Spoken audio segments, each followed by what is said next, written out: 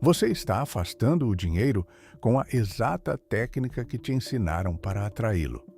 Cada vez que você força a sua mente a pensar positivo, o seu cérebro entra em pânico. E o pânico é a frequência da pobreza. Não é metáfora, é neurociência.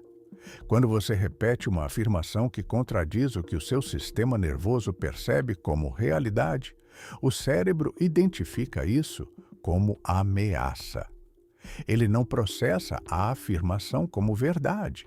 Ele processa o conflito entre a afirmação e a crença instalada.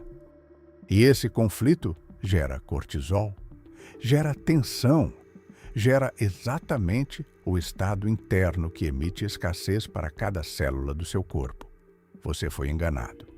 A indústria da autoajuda vendeu uma ferramenta que parece funcionar na superfície, mas que no nível mais profundo da sua mente está fazendo o oposto do que promete. Eu vou provar isso agora e vou mostrar como sair dessa armadilha de uma vez por todas. Existe um padrão que se repete com uma precisão assustadora na vida de pessoas que passaram anos estudando desenvolvimento pessoal e prosperidade. Elas sabem os termos, conhecem os autores, já leram Napoleon Hill, já ouviram falar de Wallace D. Wattles, já consumiram centenas de horas de conteúdo sobre vibração, frequência, manifestação. E mesmo assim, a conta bancária não responde. Ou pior, ela regride enquanto o repertório intelectual cresce. Isso não é coincidência. Isso é o sintoma exato de uma lei que ninguém no desenvolvimento pessoal tem coragem de nomear publicamente. Eu chamo de lei da reversão. E ela governa tudo o que você está tentando fazer com a sua mente. A lei da reversão diz o seguinte: quanto mais você força sua mente a sentir algo que ela não sente, mais ela produz o oposto. É a mesma lei que impede você de pegar no sono quando tenta dormir com força. É a mesma lei que faz você gaguejar quando tenta demais falar fluentemente. O esforço excessivo em direção a um estado interno cria resistência a esse estado. E a resistência é o campo magnético mais poderoso que existe. Ele não atrai o que você quer. Ele repele. Você não está falhando porque não acredita o suficiente. Você está falhando porque está tentando acreditar com força demais. Essa diferença vai mudar tudo quando você realmente entender o que ela significa. Mas antes de ir fundo nessa lei, eu preciso que você observe algo. Existe um tipo específico de esforço que é especialmente destrutivo. E ele acontece todos os dias na vida de milhões de pessoas que acreditam estar no caminho certo. Eu quero que você visualize isso com clareza, porque o que vou descrever agora vai parecer familiar de um jeito desconfortável. São 5 horas da manhã. O alarme toca. A pessoa levanta antes que a mente comece a questionar, porque ela aprendeu que os vencedores acordam cedo. Ela vai até o espelho do banheiro. Ela olha nos próprios olhos e começa. Eu sou próspero. O dinheiro flui até mim com facilidade e alegria. Eu vivo em abundância. Eu mereço riqueza. Ela repete isso com intensidade. Ela tenta sentir. Ela aperta os punhos levemente, tenta invocar a emoção da prosperidade, tenta visualizar a conta cheia, a casa grande, a vida que quer ter. E por alguns minutos, ela até consegue sentir algo. Uma fagulha de esperança, um leve calor no peito. Ela termina a rotina convicta de que está fazendo a coisa certa, que está no caminho, que hoje pode ser diferente. Então, chega o meio da tarde. São 2 horas. O celular vibra. É uma notificação do banco.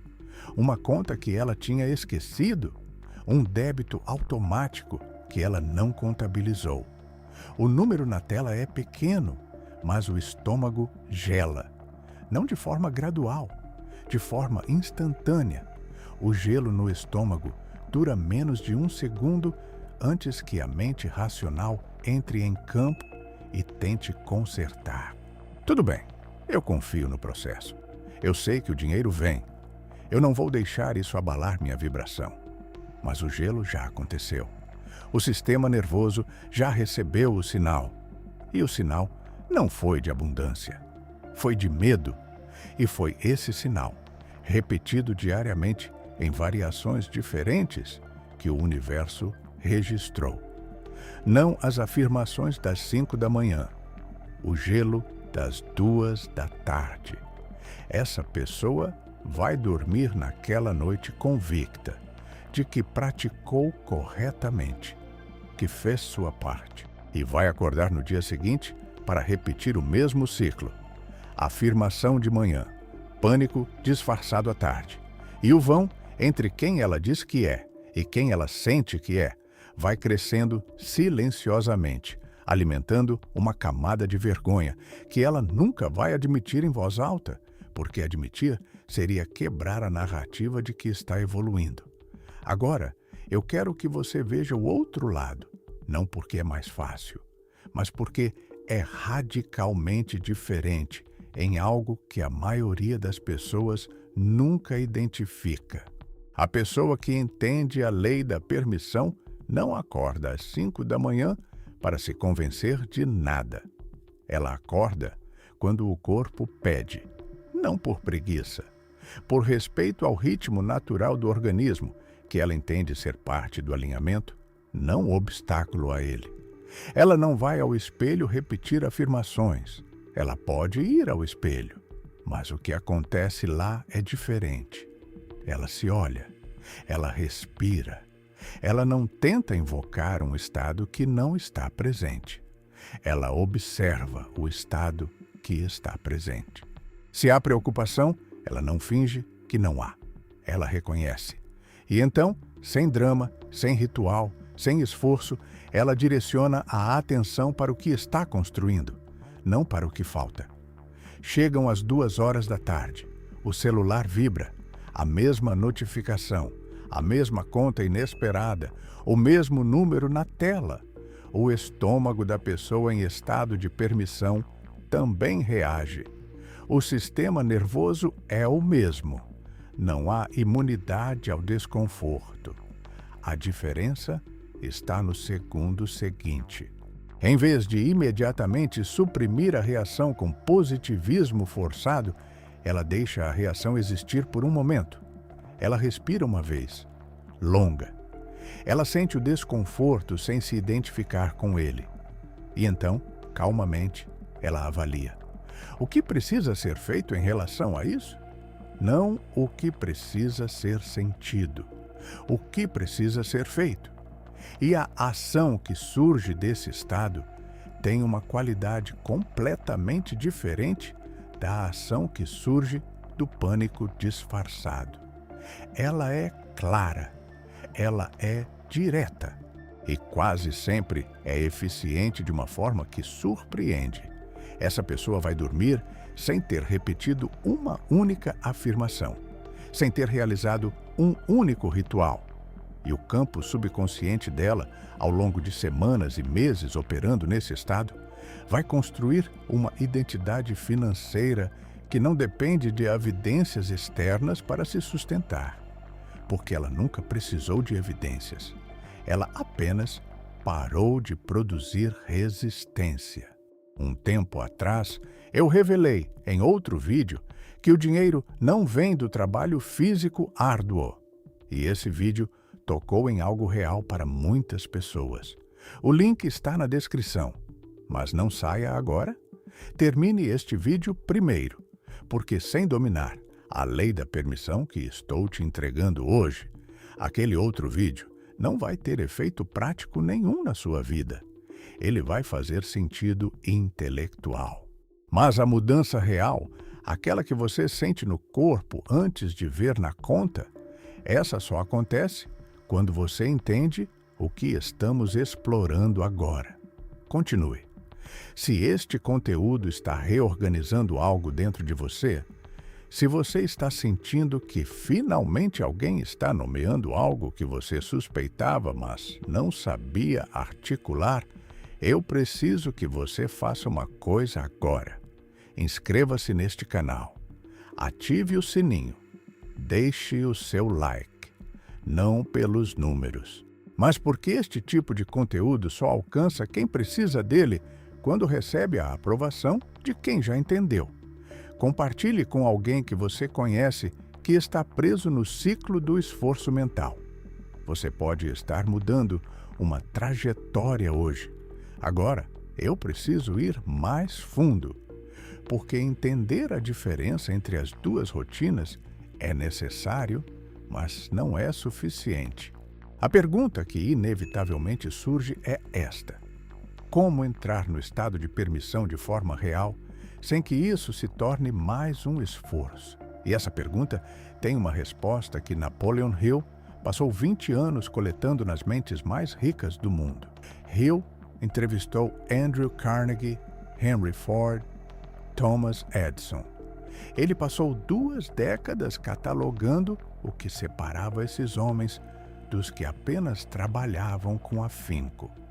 E o que ele encontrou não foi um conjunto de técnicas, foi uma relação. Uma relação específica com a incerteza. Esses homens não eliminavam a incerteza. Eles tinham aprendido a operar dentro dela sem que ela gerasse o sinal de pânico. Eles tinham, nas palavras de Hill, fé aplicada. E fé aplicada não é esperança, não é otimismo, é a capacidade de agir, sentir e pensar a partir do pressuposto de que o resultado já está em movimento, mesmo quando as evidências externas dizem o contrário. Wattles foi mais preciso ainda em A Ciência de Ficar Rico.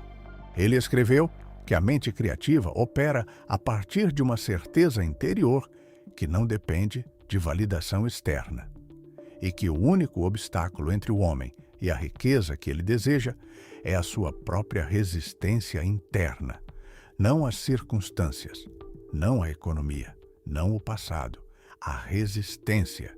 E resistência, na linguagem de Wattles, é qualquer esforço mental que parte da premissa da ausência. Afirmações que partem do lugar de não ter ainda são resistência. Visualizações feitas com ansiedade são resistência. Gratidão praticada com a intenção de manipular o universo a dar o que falta é resistência. Permissão é o oposto de tudo isso, e ela começa com algo que parece paradoxal, até que você entenda a mecânica. Ela começa com aceitar o estado atual sem precisar mudá-lo imediatamente. Não resignação. Aceitação lúcida. A diferença é sutil e absolutamente decisiva.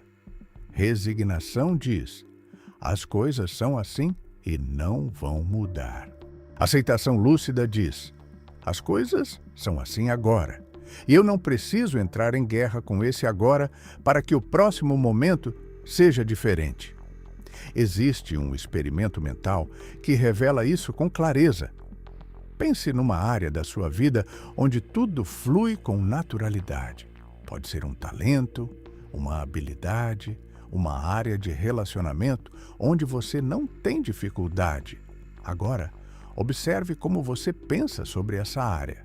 Você não faz afirmações sobre ela. Você não acorda ansioso com a possibilidade de perdê-la. Você simplesmente tem. E a qualidade do seu pensamento sobre ela é leve, descomplicada, quase entediante de tão estável. Agora compare isso com a qualidade do seu pensamento sobre dinheiro. A diferença que você sente entre esses dois campos é exatamente o tamanho da sua resistência financeira.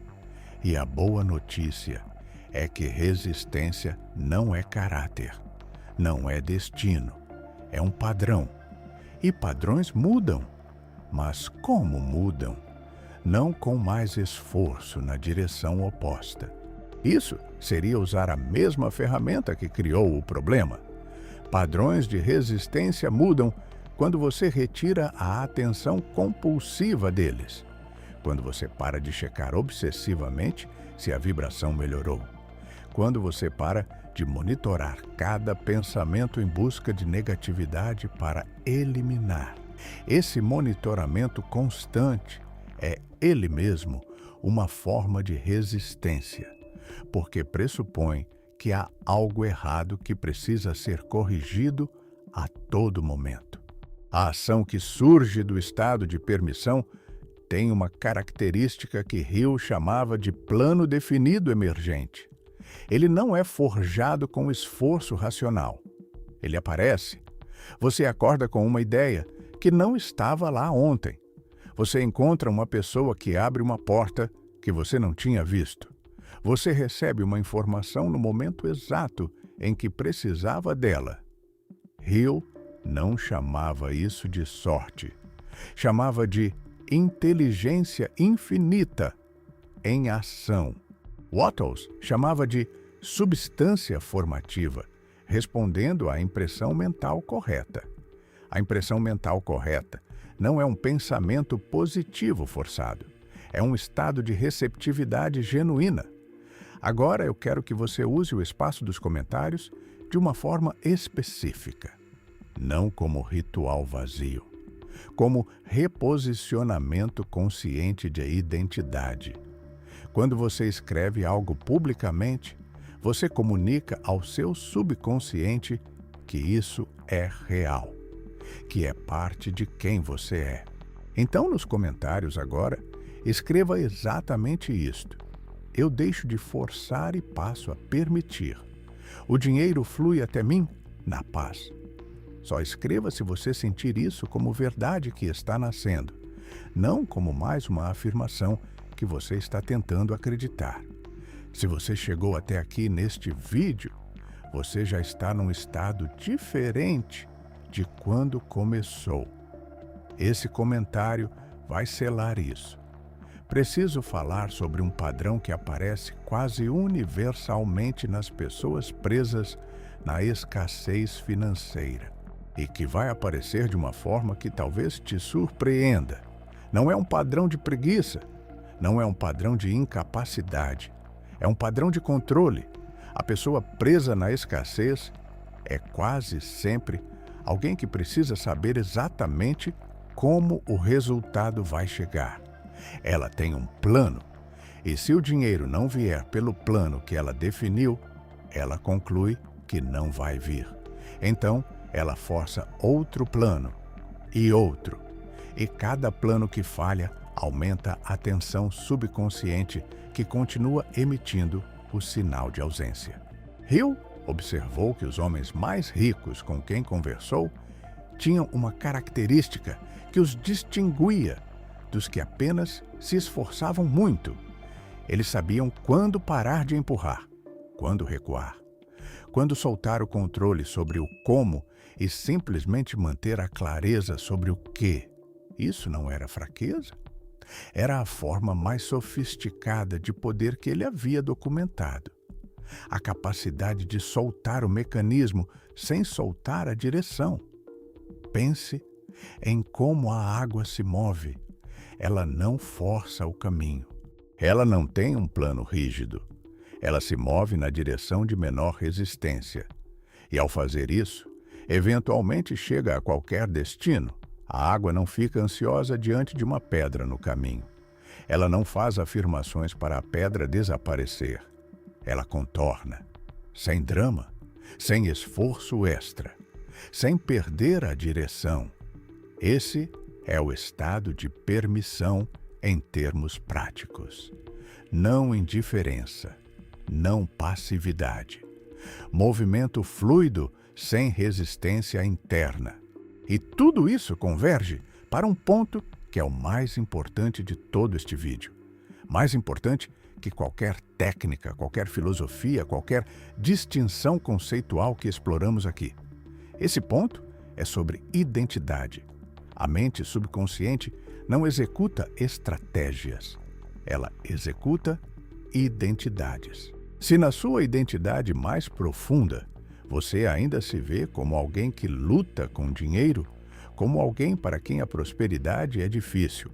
Ela vai garantir que você continue lutando.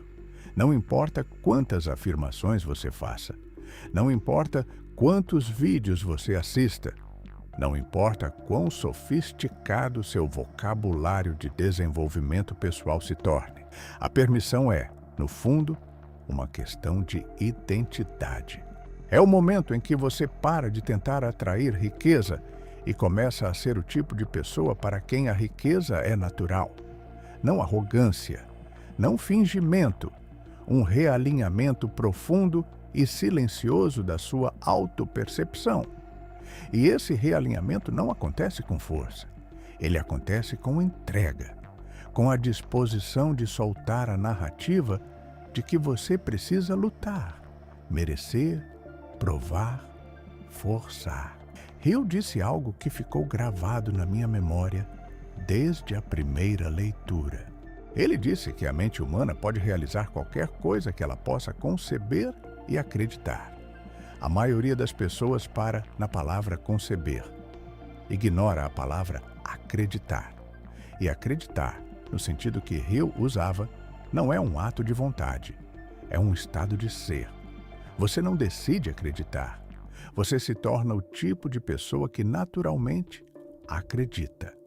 Isso só acontece quando você para de resistir ao que você realmente é.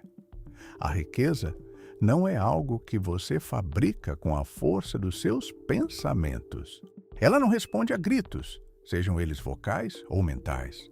Ela é o estado natural de uma mente que parou de se contradizer, que parou de empurrar contra o próprio fluxo, que aprendeu que o maior trabalho não é fazer mais, é resistir menos.